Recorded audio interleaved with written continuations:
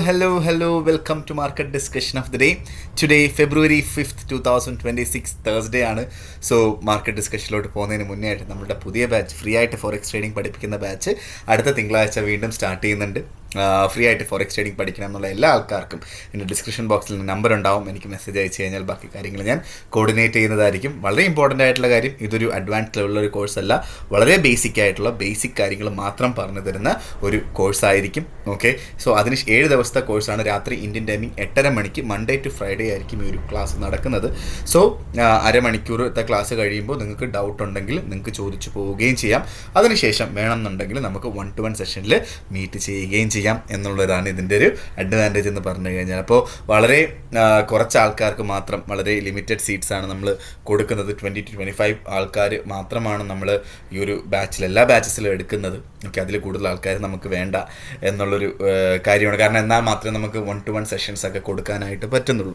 Okay, so basically നിങ്ങൾ കയറുന്ന ഉറപ്പുണ്ടെങ്കിൽ മാത്രം മെസ്സേജ് അയക്കുക എന്നുള്ളതാണ് എനിക്ക് പറഞ്ഞു പോകാനായിട്ടുള്ളത്. Okay, so coming to market discussion, coming to fundamentals. ഒരുപാട് ഫണ്ടമെൻ്റൽസ് ഉള്ള ദിവസങ്ങളാണ്. അതിനകത്ത് ഏറ്റവും ഇമ്പോർട്ടൻ്റ് ആയിട്ടുള്ള കാര്യം, റഷ്യ ഉക്രൈൻ വാറിനെ സംബന്ധിച്ചിടത്തോളം ഉള്ളൊരു മീറ്റിംഗ് UAE നടക്കാൻ പോവുകയാണ്. ഓക്കെ, സോ ഈ ഒരു മീറ്റിംഗ് വളരെ ഇമ്പോർട്ടൻ്റ് ആണ് എന്ന് പറയാനായിട്ടുള്ള റീസൺ എന്താ വെച്ചാൽ, സോ ചിലപ്പോൾ ഇതൊരു റഷ്യ ഉക്രൈൻ വാർ വരെ അവസാനിക്കാൻ ചാൻസ് ഉള്ള ഒരു മീറ്റിംഗ് ആണ് എന്നുള്ളൊരു കാര്യം നമ്മൾ മനസ്സിലാക്കുക. കാരണം ഇപ്പോൾ ഈ ഒരു സാഹചര്യത്തിൽ, ഈ ഒരു സമയത്ത് റഷ്യ ഇപ്പോൾ എന്താ പറയുക, ഉക്രൈൻ റഷ്യ പറയുന്നത് കേട്ടേ പറ്റത്തുള്ളൂ എന്നുള്ളൊരു അവസ്ഥയിലോട്ട് പോവുകയാണ്. ഓക്കെ, സോ അങ്ങനെ അല്ല എങ്കിൽ ഉറപ്പായിട്ടും റഷ്യയുടേതായ രീതിയിൽ ഈ വാർ അവസാനിപ്പിച്ചോളൂ എന്നുള്ള രീതിയിൽ US വരെ പറഞ്ഞു എന്നുള്ള കാര്യമാണ് നമ്മൾ മനസ്സിലാക്കേണ്ടത്. ഓക്കെ, സോ റഷ്യ അതിനെ എങ്ങനെ യൂറോപ്യൻ രാജ്യങ്ങൾ കാണുന്നു എന്നൊക്കെയുള്ള കാര്യങ്ങളൊക്കെ വളരെ ഇമ്പോർട്ടൻ്റ് ആയിട്ട് നമ്മൾ നോക്കി കാണേണ്ടതാണ് ഈ ഒരു വിഷയത്തിൽ.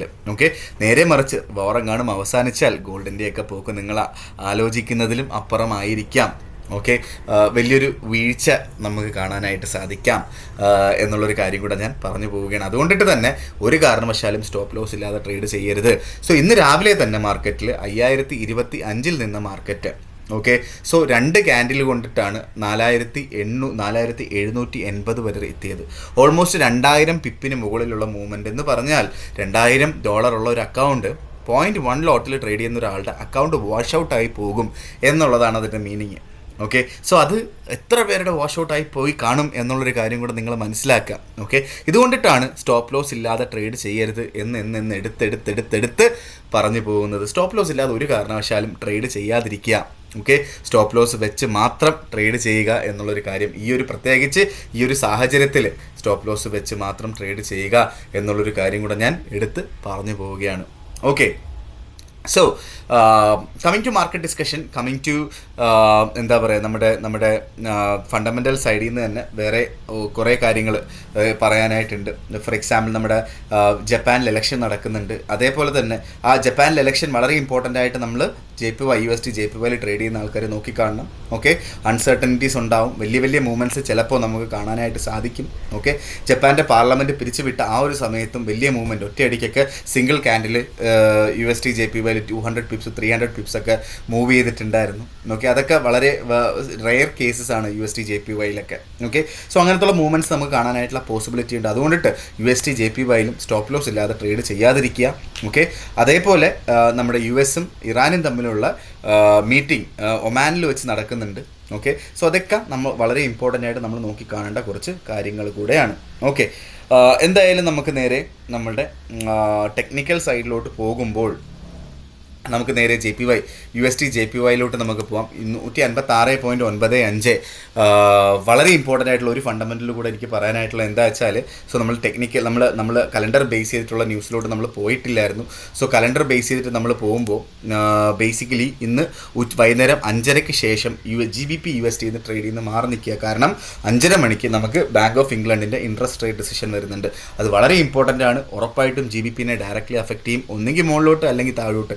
വെറുതെ റിസ്ക് എടുക്കാൻ നിൽക്കാതിരിക്കുക, GBPന്ന് മാറി നിൽക്കുക.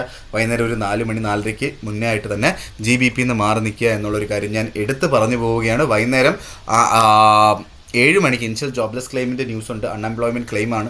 സോ അതും അതേപോലെ തന്നെ 8:30 മണിക്കുള്ള ജോൾഡ് ജോബ് ഓപ്പണിങ്ങും, ഇത് രണ്ടും ഡയറക്റ്റ്ലി ഗോൾഡിനെ അഫക്റ്റ് ചെയ്യുന്ന ന്യൂസുകളാണ്. ഓക്കെ, അല്ലെങ്കിൽ USD പെയറുള്ള എല്ലാത്തിനെയും അഫക്റ്റ് ചെയ്യുന്ന ന്യൂസുകളാണ്. ആ ഒരു സമയത്ത് ഒരു കെയർഫുള്ളായിട്ട് ട്രേഡ് ചെയ്ത് പോവുക എന്നുള്ളൊരു കാര്യം കൂടി ഞാൻ എടുത്ത് പറഞ്ഞു പോവുകയാണ്. ഓക്കെ, സോ നമ്മൾ നേരെ നമ്മളുടെ നാളെ വളരെ വളരെ ഇമ്പോർട്ടൻ്റ് ആയിട്ടുള്ള ഇനിഷ്യൽ ജോബ്ലെസ് ക്ലെയിമിൻ്റെ ന്യൂസ് വരുന്നുണ്ട്. ഓക്കെ, സോ അത് എന്താ പറയുക, ഉച്ചയ്ക്ക് വൈകുന്നേരത്തിന് മുന്നേ ആയിട്ട് നമുക്ക് നമ്മുടെ ഇനിഷ്യൽ ജോബ്ലെസ് ക്ലെയിം എന്നാണെന്ന് ഞാൻ പറഞ്ഞത്, നോൺ ഫാം പേറോളിൻ്റെ ന്യൂസ് വരുന്നുണ്ട്. ഓക്കെ, നാളെ വൈകുന്നേരം എത്ര മണിക്കാണ്? വൈകുന്നേരം ഒരു 7 മണിക്ക് ശേഷമായിരിക്കും ഈ പറയുന്ന ന്യൂസ് വരുന്നത്, നോൺ ഫാം പേറോളിൻ്റെ ന്യൂസ്. സോ അത് വളരെ ഇമ്പോർട്ടൻ്റ് ആയിട്ട് നമ്മൾ നോക്കി കാണേണ്ടതായിട്ടിരിക്കുന്നു. ഓക്കെ, സോ ഇപ്പോൾ ഇതിനകത്ത് നമ്മുടെ ഫോറക്സ് ഫാക്ടറിയിൽ കാണിക്കുന്നില്ല ആ ഒരു ന്യൂസിൻ്റെ കാര്യം. അതെന്തുകൊണ്ടാണെന്ന് എനിക്കറിയില്ല. നേരത്തെ ഉണ്ടായിരുന്നു. ഓക്കെ, സോ ഇനി അത് മാറ്റി വെച്ചോ എന്നുള്ള കാര്യം എനിക്കറിയില്ല, നോക്കേണ്ടതായിട്ടിരിക്കുന്നു. ഓക്കെ, എന്തായാലും നോൺ ഫാം പേറോൾ വരെ ഈ ഒരു റേഞ്ചിലായിരിക്കും, ഇന്ന് പറയാൻ പോകുന്ന റേഞ്ചിലായിരിക്കും മാർക്കറ്റ് ഉള്ളത് എന്നുള്ളൊരു കാര്യം കൂടെ ഞാൻ പറഞ്ഞു പോവുകയാണ്. Okay, so coming to market discussion, coming to technical side. So നമുക്ക് ഫസ്റ്റ് ഓഫ് ഓൾ USD/JPY നമുക്ക് പറഞ്ഞു പോകാം. USD/JPY ഇപ്പോൾ 156.91 നിൽക്കുന്നു. ഓക്കെ, സോ 156 to 158 നാളെ നോൺ ഫാം പേറോൾ വരെയുള്ള മാർക്കറ്റിൻ്റെ ആ ഒരു റേഞ്ച് എന്ന് പറഞ്ഞു കഴിഞ്ഞാൽ. ഓക്കെ, സോ ആ ഒരു റേഞ്ചിൽ തന്നെ നമുക്ക് ട്രേഡ് ചെയ്ത് പോകാം എന്നുള്ളൊരു കാര്യമാണ് എനിക്ക് പറഞ്ഞു പോകാനായിട്ടുള്ളത്. 156 to 158. 158 അവിടെ സെല്ല് ചെയ്യണം എന്ന് ഞാൻ പറഞ്ഞിട്ടില്ല.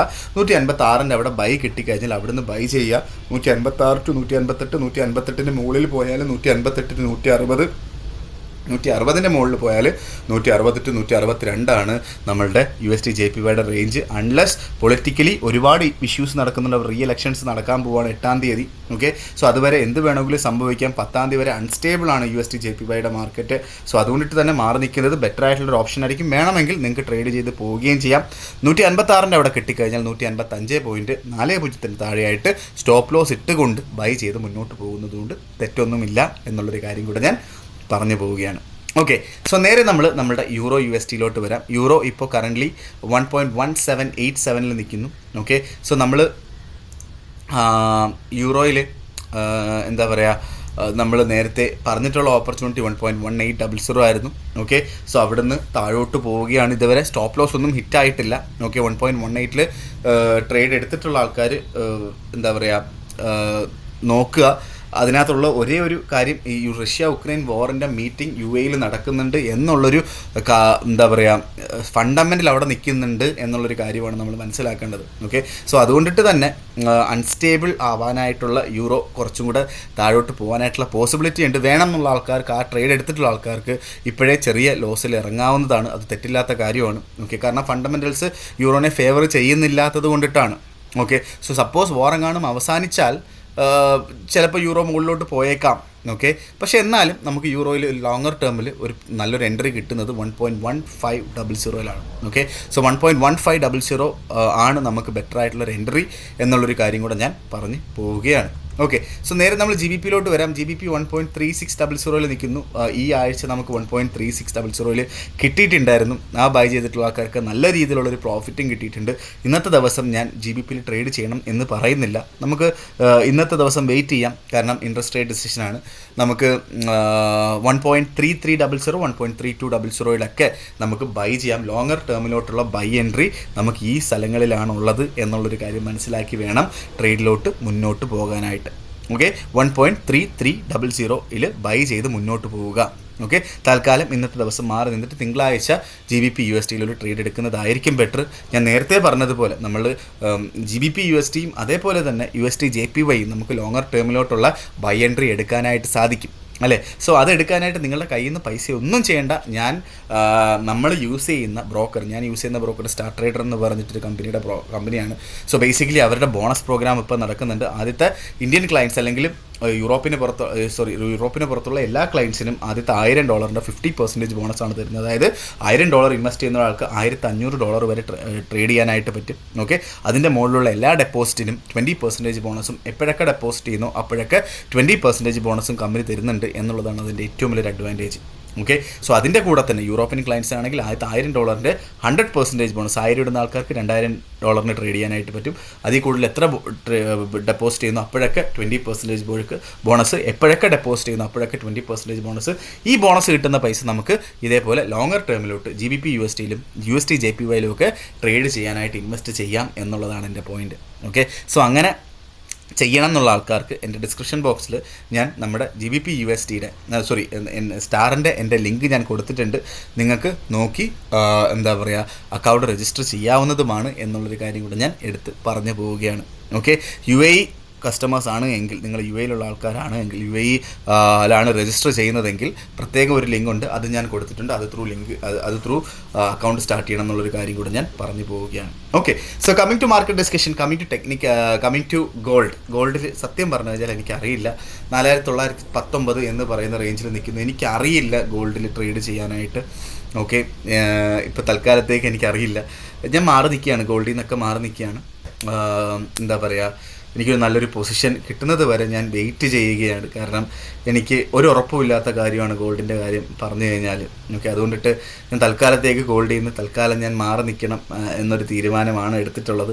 സോ എങ്ങോട്ട് വേണമെങ്കിലും പോവാം, എവിടെ സ്റ്റോപ്പ് ലോസ് വെച്ചാലും അടിക്കുന്ന ഒരു സാഹചര്യത്തിലാണ്. അറിയാവുന്നൊരു കാര്യം, 4780 അവിടെ കിട്ടിയാൽ അവിടുന്ന് ബൈ ചെയ്യാം. അവിടുന്ന് ബൈ ചെയ്യുന്ന ആൾക്കാർ മിനിമം ഒരു $30 എങ്കിലും സ്റ്റോപ്പ് ലോസ് വെച്ചിട്ട് വേണം 4780 ബൈ ചെയ്ത് പോകാനായിട്ടുള്ളത്. അല്ലാതെ വേറൊരു പക്ഷവും എനിക്ക് ട്രേഡ് ചെയ്യാനായിട്ട്, എനിക്ക് തൽക്കാലം ഗോൾഡിൽ ട്രേഡ് ചെയ്യാനായിട്ട് എനിക്കൊരു ഓപ്പർച്യൂണിറ്റിയും എനിക്ക് പറഞ്ഞു തരാൻ അറിയില്ല. ഞാൻ ട്രേഡ് ചെയ്യുന്നതും ഇല്ല എന്ന് പറഞ്ഞുകൊണ്ട് ചിലപ്പോൾ 4780 കിട്ടിക്കഴിഞ്ഞാൽ ഞാൻ അവിടുന്ന് ബൈ ചെയ്യും എന്നല്ലാതെ വേറെ ഒരു രീതിയിലും ഞാൻ ട്രേഡ് ഗോൾഡിൽ എടുക്കുന്നില്ല എന്ന് പറഞ്ഞുകൊണ്ട് ഇന്നത്തെ ദിവസത്തെ മാർക്കറ്റ് ഡിസ്കഷൻ കൺക്ലൂഡ് ചെയ്യാണ്. മാർക്കറ്റ് ഡിസ്കഷനായിട്ട് നമ്മൾ നാളെ കാണുന്നവരെ എല്ലാവർക്കും ഗുഡ് ബൈ.